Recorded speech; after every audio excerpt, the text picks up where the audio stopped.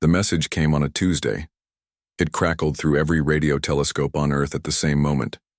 Scientists around the world dropped their coffee cups and stared at their screens. Aliens were real, and they wanted to talk. The Galactic Confederation, they called themselves. A union of over 300 different species from across the stars. They had been watching Earth for decades and decided humans were finally ready for contact. 2 weeks later, Major John Miller stood at Andrews Air Force Base, watching the sky. The wind pulled at his crisp uniform as he squinted upward. As a veteran of 3 wars, Miller had seen a lot. But nothing prepared him for the massive ship that suddenly appeared overhead, blocking out the sun. "Stand ready," he said to the nervous soldiers behind him. "Remember, we're representing all of Earth today." The ship landed without a sound. A door opened, and the aliens walked out. The Zentari were huge. Each one stood 12 feet tall with broad shoulders and blue-gray skin. Their 4 eyes blinked at the bright sunlight as they looked down at the humans. "So small," said the lead alien in perfect English. His voice was deep like thunder. "You are even tinier than our report suggested." Miller stepped forward. "On behalf of Earth, I welcome you. I'm Major John Miller." The alien leader had to bend down to look at him properly. "I am High Commander Vorex of the Zentari Imperium, lead representative of the Galactic Confederation. You may consider yourself fortunate that we have decided to acknowledge your species." The meeting moved to a specially prepared conference room. Miller sat across from Vorex, feeling like a child at the adults' table. The chairs creaked under the alien's weight. "Let me be direct," Vorex said. "Your planet sits at an important junction of space. The Confederation wishes to establish a presence here." "We're interested in peaceful relations," Miller replied. "Cultural exchange, scientific collaboration." Vorex made a sound like rocks grinding together. Miller realized it was laughter. "You misunderstand your position," Vorex said. "You have no technology of value. Your weapons are primitive. Your resources are common. Your only value is your location." Miller kept his face neutral despite the insult. "Then what exactly are you offering?" "Conditional membership in the Confederation. You will be permitted to maintain limited self-governance while hosting our military installations. Your ships will remain in your solar system. Your military will be restricted to planetary defense only." The other officials from Earth shifted, uncomfortably. This wasn't an offer of friendship, it was barely better than conquest. "That seems one-sided," Miller said carefully. "It is generous," Vorex replied. "Many species would be grateful for such terms. Your alternative is to remain isolated, unprotected from less accommodating species who might find your planet interesting." Miller recognized a threat when he heard one. The people of Earth would need time to consider such an arrangement. The alien diplomat pushed a small device across the table. "This contains the formal terms. You have 30 Earth days to decide." As the meeting ended, another Zentari leaned toward Vorex and spoke in what they thought was a whisper, but their deep voices carried across the room. Why waste time with diplomacy? Their tiny army of fragile creatures could be subjugated in days. Vorex nodded. Protocol must be followed. But yes, their military capability is a joke. Miller pretended not to hear as he escorted them out. When the alien ship departed, he stood watching it vanish into the clouds. General Harris approached him. "What do you think, Miller?" Miller's eyes remained on the sky. "I think they've made a serious mistake, sir." "Which is?" "They're judging us by our size." Miller turned to face his superior. "They don't understand what humans are capable of, and that gives us an advantage." Harris nodded slowly. "Let's hope that's enough, because I don't like their terms, and I like their threats even less." Miller looked at the device containing the Confederation's demands. "They think we're weak because we're small. That's the kind of mistake you only get to make once." 6 months passed since the aliens first landed. Earth's governments had reluctantly accepted the Confederation's terms, but with many private objections. During this time, humans learned more about how the galaxy really worked. Captain Lisa Young sat in a dimly lit room, watching footage of alien battles on a large screen. As a former Navy SEAL, she understood combat better than most. What she saw fascinated her. "Play it again," she said to the technician. The video showed massive creatures, fighting in what looked like a giant stadium. The larger aliens crushed their smaller opponents with ease. "This is how they determine everything," explained Dr. Clark, the xenoanthropologist assigned to her team. "The galactic arena isn't just sport. It decides political power, territory rights, everything." Lisa leaned forward.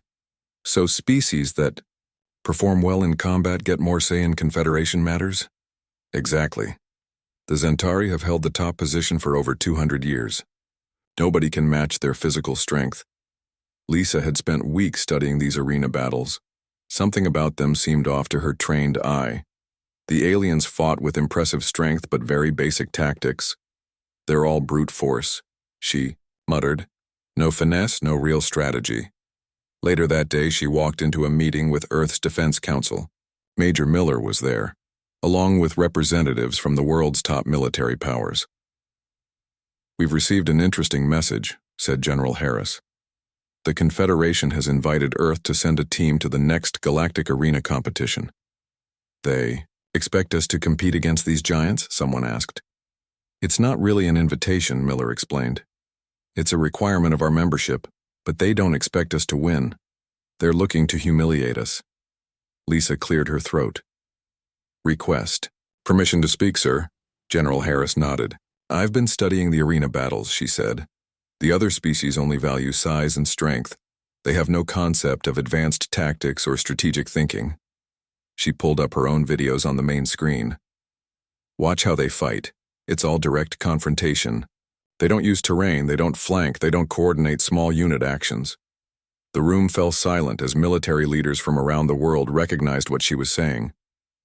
"You think we could win?" Miller asked. "I think we could surprise them," Lisa replied. "They expect us to fight like they do, just smaller and weaker. If we fight like humans instead." 2 weeks later, Lisa and Miller stood before the Confederation Council. 7 different alien species looked down on them from raised platforms. The Zentari representatives sat at the highest position. "You wish to enter a team in the Galactic Arena?" asked High Commander Vorax. His voice carried notes of amusement. "Yes," Miller answered. "Earth will compete." A ripple of what had to be laughter moved through the chamber. The Zentari seemed especially entertained. "How many warriors will you bring?" asked a reptilian creature from another platform. "The minimum allowed is 50. Lisa stepped forward. "We'll bring 50. The chamber erupted in louder laughter. Most species brought armies of thousands. Vorax leaned forward. "Perhaps you misunderstand. The arena is combat between armies, not individuals." "We understand," Miller said calmly. 50 is sufficient for us." "Your tiny army will be crushed in minutes," said another Zentari. "This is not a game, humans. Defeat means reduced status in the Confederation." "We accept the risk," Lisa replied. As they left the chamber, they could still hear the aliens laughing. "They think we're fools," Miller said quietly. Lisa nodded. "Good. Underestimation is a powerful advantage." Back on Earth, in a secret facility deep in the Rocky Mountains, a special team was already forming. 50 of humanity's best warriors from different military backgrounds, each with unique skills. "They laugh at our tiny army," Lisa told the assembled soldiers on their first day, "but they don't understand what humans can do.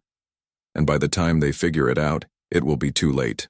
Colonel Steve Richards walked along the row of soldiers standing at attention. Each person had been carefully selected from military forces around the world. Not the biggest or strongest, but the smartest and most adaptable. "At ease," he said, and the 50 men and women relaxed slightly. "You all know why you're here. In 3 months, we face the greatest challenge humanity has ever encountered." The training facility deep in the Rocky Mountains was hidden from both civilian eyes and alien surveillance. Inside the main hall, large screens showed footage of alien species fighting in the arena. "The Zentari and other species expect us to fail," Richards continued. "They think size determines victory. We're going to prove them wrong." Dr. Alan Garcia stepped forward. A small man with thick glasses, he looked out of place among the soldiers. But as a military historian who had studied warfare across human history, his knowledge was essential. "I've analyzed every arena battle recorded," Garcia said, pointing to the screens. "These aliens fight like ancient armies. Direct confrontation, no subtlety. They haven't developed the tactical thinking that humans created through thousands of years of conflict." He clicked a button and the screens showed new images. Human battles from different eras. Guerrilla warfare. Ambush tactics. Psychological operations. None of these concepts exist in their combat doctrine. Richards nodded. "That's our advantage. We won't fight like them. We'll fight like us." The training began immediately. The soldiers were divided into 5 teams of 10, each focusing on different aspects of combat: speed, stealth, coordination, deception, and psychological warfare. Sergeant Kelly Rodriguez led the intelligence team. Her background in cyber operations made her perfect for the role. She spent days examining the alien data that Earth had received as part of their Confederation membership. "Sir, I found something interesting," she told Richards one evening. "The arena has standard environments, but the aliens never adapt to them. They fight the same way regardless of terrain." "Can we use that?" Richards asked. Rodriguez smiled. "Absolutely. I've mapped every arena variant. We can prepare for each one specifically." While the soldiers trained, Lisa Young worked with engineers to develop special equipment. Standard weapons were modified for maximum effect against larger opponents. Lightweight armor was designed to enhance speed without sacrificing protection. "Can't match their strength," she explained to the team. "So we'll double down on our advantages: speed, coordination, and adaptability." The training was brutal. 16 hours a day, 7 days a week.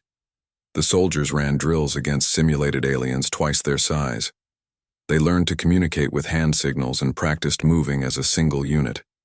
"Again," Richards would say, after each failed attempt. "Until it's perfect." By the second month, the teams were showing remarkable progress. During one exercise, 10 soldiers took down a simulated Zentari unit without a single casualty. "They're getting it," Garcia said, as he watched. "They're thinking differently than the aliens expect." One evening, Miller visited the facility to check on their progress. He watched as the soldiers ran a complex drill involving rapid movement and coordinated attacks. "What do you think?" Richards asked him. "I think we have a chance," Miller replied. "But we need more than skill. We need to make them underestimate us even more." Richards nodded. "We're working on that too." In the final weeks before departure, the team practiced with alien weapons captured during previous encounters. They studied alien physiology, learning vulnerable points on each species. They memorized arena rules, looking for loopholes. On the last day of training, Richards addressed the team one final time. "Tomorrow we leave for the arena station. Remember, the aliens expect us to fight like them. Direct and simple. They expect us to lose. What they don't expect is how humans really fight." He looked at each soldier in turn. "We are humanity's best hope. Not because we're the strongest, but because we're the smartest. Our tiny army will show the galaxy what humans are truly capable of." The soldiers stood tall, ready for what was to come. They knew the odds were against them. But they also knew something the aliens didn't: size wasn't everything. The human ship approached the massive space station that housed the Galactic Arena. From the viewing window, it looked like a giant metal ring with spikes jutting outward. Ships of all sizes surrounded it, bringing warriors from across the galaxy. Lieutenant Frank Williams whistled as he looked out. "That thing must be the size of Rhode Island." The 50 human soldiers gathered their gear as the ship docked. They wore simple black uniforms with small earth patches on the shoulders. Each carried a compact pack with specialized equipment. As they stepped onto the station, they got their first in-person look at the competition. Thousands of massive aliens moved through the vast docking bay. Some had 4 arms, others had scales or fur, but all were much larger than humans. "Stay together," Colonel Richards ordered. "Remember your training." A 7-foot-tall reptilian official met them at the gate. Its tongue flicked out as it checked a data pad. Humans. Earth delegation. 50 combatants. It looked up, yellow eyes widening. Only 50? The listing must be wrong. The count is correct, Richards replied. The official made a hissing sound that might have been laughter. Follow me to your quarters. As they walked through the crowded corridors, aliens stopped to stare. Some pointed, others laughed openly. The humans kept their faces neutral just as they had practiced. Look at the tiny creatures. A large, furry, alien said as they passed. Did they bring their children to fight?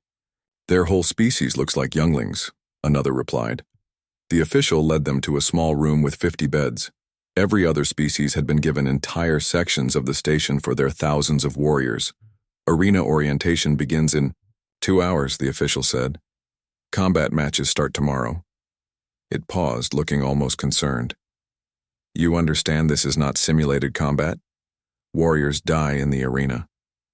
We understand, Richards said. When the official left, the team set up their equipment. Lieutenant Williams immediately began scanning for surveillance devices. Clear, he said after a thorough check. We can talk freely. Commander Susan White unfolded a portable hologram projector. A 3D map of the station appeared above it. Our first match is against the Draconians, she said, highlighting a section of the map. Arena environment will be announced 6 hours before combat. A young soldier named Private Ben Martinez stood studying the aliens passing by their open door. He had an unusual talent for reading body language, even of non-human species. They're all confident, he said quietly. But it's not just about us being small, there's something else.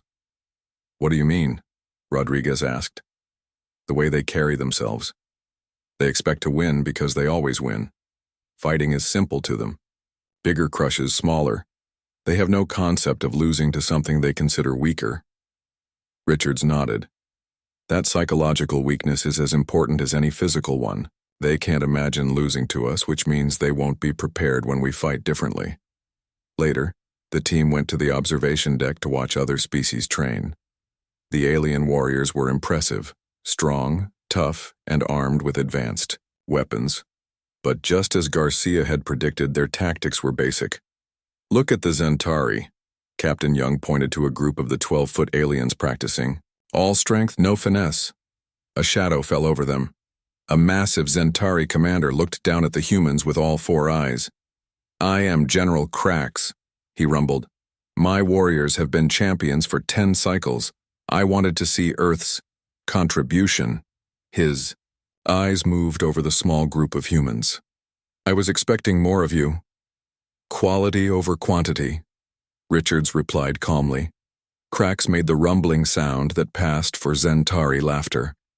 In the arena, quantity has a quality all its own. Your tiny army will not survive the first round.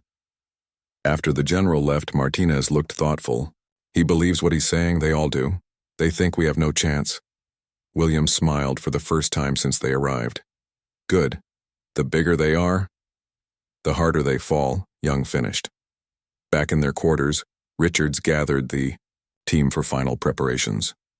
The humans checked their weapons and gear with practiced precision. No wasted movements, no unnecessary talk. Tomorrow, Richards said, the galaxy learns what humans can do. As the station lights dimmed to simulate night, the tiny human army prepared for battle while all around them, aliens continued to laugh. The morning of the first battle arrived. A voice boomed through the station announcing that Earth would face the Draconian Empire in Arena Environment 6, Urban Ruins. Sergeant Joe Brown studied the holographic map of the battlefield. Broken, buildings, narrow streets, and lots of places to hide. Perfect for his team's strategy. Remember your training, he told his 10-person squad. Move fast, stay quiet, and keep to the plan. The entire human team gathered one last time before entering the arena. Colonel Richards looked at each soldier, his face serious but calm. The Draconians are twice our size with thick armored skin, he said. They expect us to fight head-on. We won't.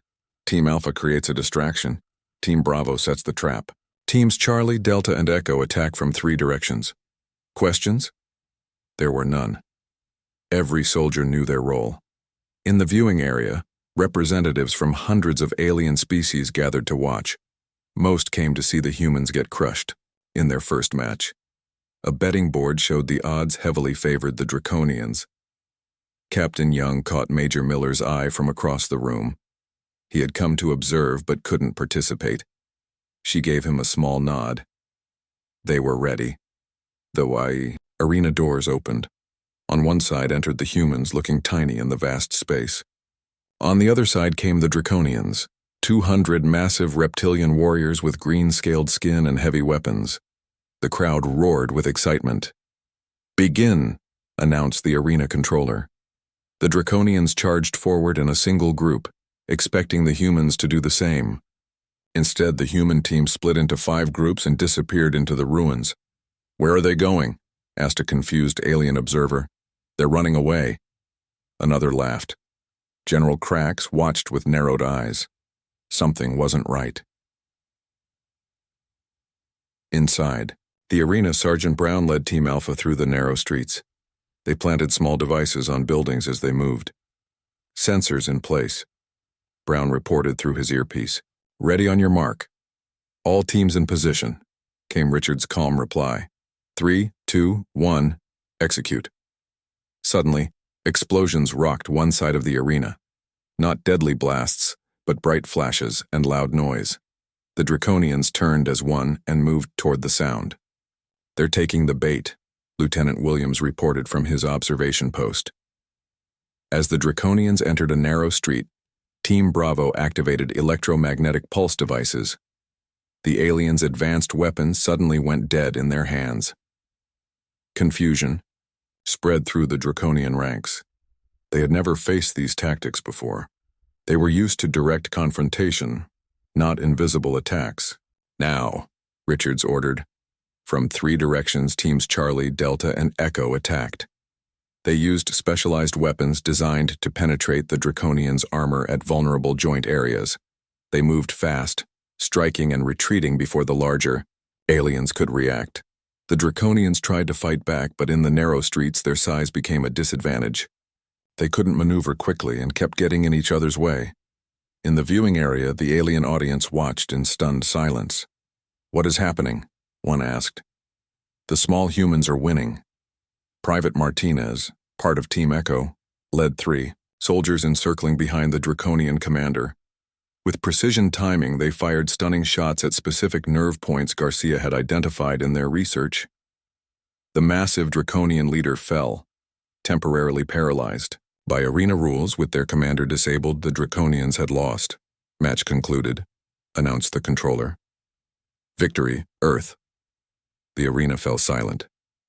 The humans had won their first match without a single casualty. The entire battle had lasted less than 20 minutes.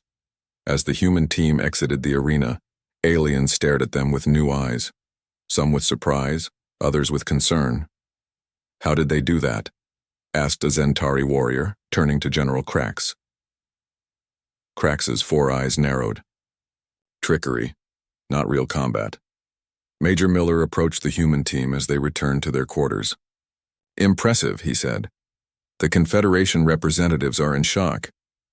Richards allowed himself a small smile. "Good. But this was just the first step.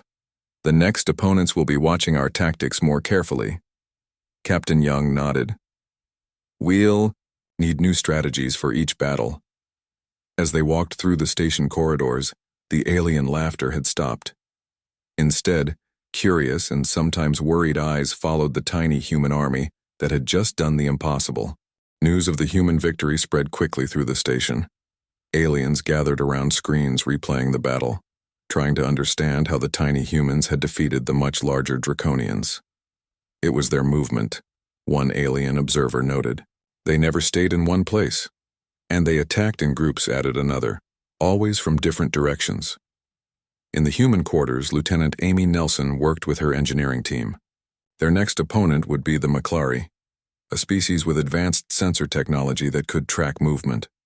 "We need to adapt," she told Richards. "The same tricks won't work twice." Nelson had been a weapons specialist on Earth. Now she modified. their equipment to counter the McClary advantages.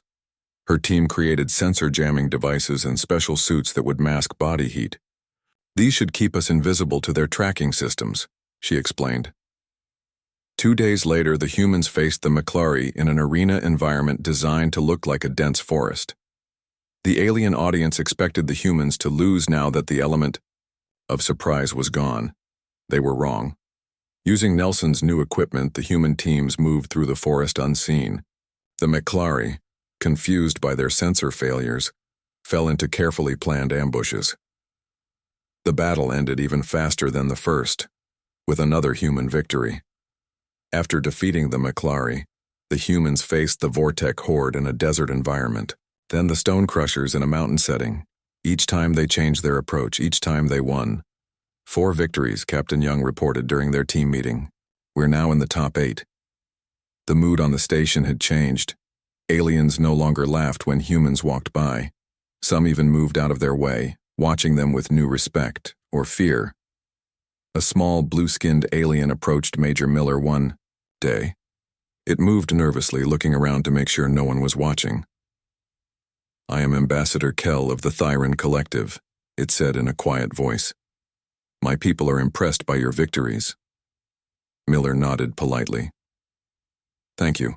The Zentari have dominated the Confederation for too long," Kell continued. "Many species suffer under their rule.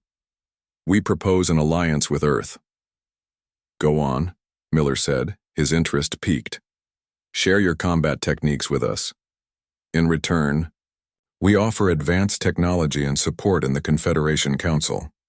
Miller considered the offer. "I'll discuss it with my government." Meanwhile, General Krax grew increasingly angry with each human victory. In a private meeting with other Zentari commanders, he pounded his massive fist on the table. "These humans are making a mockery of arena traditions," he growled. "They refuse to fight properly.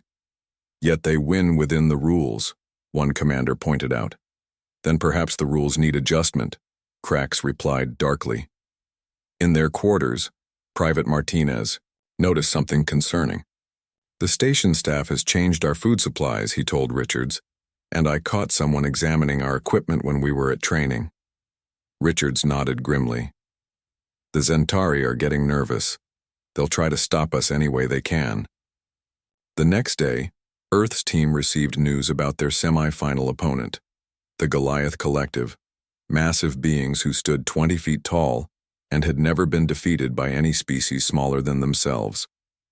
"They're 3 times the size of the IA. Draconians," Williams said as they studied footage of previous Goliath battles. But something in the videos caught Rodriguez's attention. "Look at how they communicate," she said, pointing to the screen. "They rely completely on verbal commands from their leaders." A plan began to form. While Nelson's team worked on new equipment, Rodriguez led a small group in learning the Goliath language. "If we can understand their commands," she explained, "we can predict their movements." As the semifinals approached, tension filled the station. Earth's tiny army had defied all expectations, but many believed the Goliaths would finally stop them. In the Zentari section, General Krax met with his elite warriors. "After the humans lose to the Goliaths, the natural order will be restored," he told them. "But if somehow they win," his 4 eyes narrowed dangerously, "we will be waiting for them in the finals. And we will show the galaxy why the Zentari have always been supreme." The day of the semi-final match arrived. The arena was packed with more spectators than any previous battle. Word had spread about the surprising human victories, and everyone wanted to see if they could defeat the legendary Goliath Collective. Colonel. Richards gathered his team for final preparations. The arena environment would be an open plain with scattered rock formations, terrain that favored the massive Goliaths. "They've never lost to a smaller species," Richards reminded his soldiers, "but they've never faced humans before." Private Martinez had spent days analyzing Goliath communication patterns. He stood before a display showing the massive aliens, who towered even over the Zentari. "They use verbal commands in a specific pattern," he explained. "Command, confirmation, action. There's a 3-second delay between orders and movement." That's our window, Rodriguez added. If we can disrupt their command structure, they'll be confused and uncoordinated. Captain Young laid out the plan. Team Alpha will create audio interference. Teams Bravo and Charlie will target their communication devices. Teams Delta and Echo will focus on their leader. When the humans entered the arena, they looked even smaller than usual compared to their opponents. The Goliaths were enormous gray-skinned beings with 4 muscular arms. Their leader stood at the center, barking orders to the 50 warriors surrounding him. The battle began. The Goliaths moved forward in perfect formation, their heavy footsteps shaking the ground. They expected the humans to scatter as previous opponents had done. Instead, Team Alpha activated devices that broadcast sound at specific frequencies, not harmful, but extremely disruptive to Goliath hearing. The massive aliens faltered, touching their ear-like organs in confusion. Now, Richards ordered through his communicator. Teams Bravo and Charlie circled around, using the rock formations for cover. They targeted the communication devices each. Goliath wore on their wrists, firing specialized electromagnetic pulses. In the observation deck, aliens watched in amazement as the perfect Goliath formation began to break apart. The humans are doing it again, one observer said. They're not fighting strength with strength. Sergeant Rodriguez led a small team on the most dangerous mission yet, infiltrating the Goliath command position. They moved between the massive legs of confused warriors, placing jamming devices as they went. A Goliath spotted Rodriguez and swung a massive fist down toward her. She rolled aside just in time, but the impact sent her flying into a rock. Pain shot through her side. Broken ribs. Rodriguez is down, Williams reported through the comm system. 2 soldiers rushed to her position, dragging her behind cover as a Goliath tried to follow. The battle grew chaotic. Without clear commands, the Goliath warriors began acting independently, making them less effective as a unit. Focus on their leader, Richards ordered. Teams Delta and Echo converged on the Goliath commander, who stood nearly 25 feet tall. Using grappling equipment, they climbed nearby rock formations to reach his height. The Goliath leader roared in anger as tiny humans fired targeted shots at joints in his armor. He swung massive arms, trying to swat them away. Private Martinez, monitoring the Goliath communications, suddenly heard a new command. They're calling for a full charge, he warned. All Goliaths, straight ahead. Richard saw the danger immediately.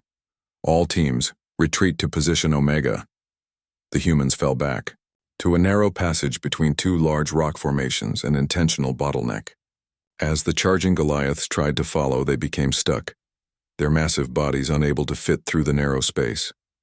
From protected positions, the humans targeted the trapped aliens with precision shots. Unable to maneuver, and with their communications disrupted, the Goliath force fell into disarray. Their leader made one final attempt to rally his troops, but a coordinated attack from multiple human teams brought him down. Match concluded, announced the controller. Victory, Earth. For the first time, the humans had suffered casualties. Besides Rodriguez's broken ribs, 2 other soldiers had serious injuries. But they had won. They would advance to the finals. Medical teams rushed to treat the injured humans. General Krax watched from above, his 4 eyes cold with calculation. The Zentari elite force will be waiting for them in the finals, he said to his commanders, and we will not underestimate them again. The station buzzed with excitement. For the first time in 200 years, someone other than the Zentari had reached the finals with a chance to claim the championship. Aliens from all species gathered to watch what many now called the tiny army that could. In the human quarters, the mood was serious. 3 soldiers were in medical care, including Rodriguez with her broken ribs. That left only 47 to face the Zentari elite force of 500 warriors. Colonel Richards called an urgent meeting when he received troubling news from Major Miller. Our intelligence sources report that the Zentari plan to change the rules mid-battle, Miller explained. They're desperate to stop us from winning. Captain Young frowned. What kind of changes? They've convinced the arena controller to allow environmental hazards to be activated during the match. Hazards that only they know about, Private Martinez spoke up. Sir, I've been studying Zentari battle formations. They always protect their commander with a specific pattern. If we could somehow penetrate it? Richards nodded. That's our target then. But first, we need contingencies for their rule changes. Through the night, the humans prepared for every possible scenario. Lieutenant Williams set up emergency communication protocols. Nelson modified their equipment for maximum adaptability. They studied every Zentari weakness they had observed. The morning of the final battle arrived. The arena environment was a mix of all previous settings: forest, mountains, urban ruins, and open plains. Richards looked at his team one last time before they entered. We're outnumbered 10-1. The Zentari know our tactics now. They'll be ready for our usual approaches. So we give them something new, Young suggested. Richards smiled. Exactly. They expect us to hide, to use stealth. Today, we do the opposite. The humans entered the arena to the sound of thousands of aliens watching. Across the vast space stood the Zentari elite force, 500 massive warriors in gleaming armor, led by General Krax himself.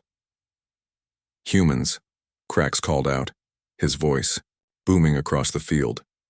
Your tricks end today. Richard stepped forward. We're just getting started. The battle began. Unlike previous matches, the humans formed a tight group and moved directly toward the Zentari center. The alien audience gasped in surprise. What are they doing? Observers wondered. They're attacking head-on. But it was a diversion. As the main human force engaged the Zentari front line, small teams split off and circled behind. Suddenly, the arena floor shifted. Parts of the ground collapsed into pits. Walls of fire erupted from hidden vents. Just as Miller had warned, the Zentari had rigged the battlefield. Phase 2, Richards ordered through his comm. The humans activated special devices Nelson had prepared. The small discs they had scattered across the arena floor released clouds of dense smoke, obscuring vision for everyone, except the humans, who wore special contact lenses that could see through it. In the chaos, Private Martinez led a small team of 5 soldiers through a gap in the Zentari formation. Their target, General Krax himself. The Zentari warriors fought fiercely, their massive strength crushing anything in their path. Several humans took hard hits, forced to fall back with injuries, but the humans' speed and coordination gave them advantages. They attacked in perfect sync, striking vulnerable joints in the Zentari armor that Dr. Garcia had identified during their research. Martinez's team reached the inner circle protecting Krax. Using climbing gear, they scaled the back of a distracted Zentari warrior.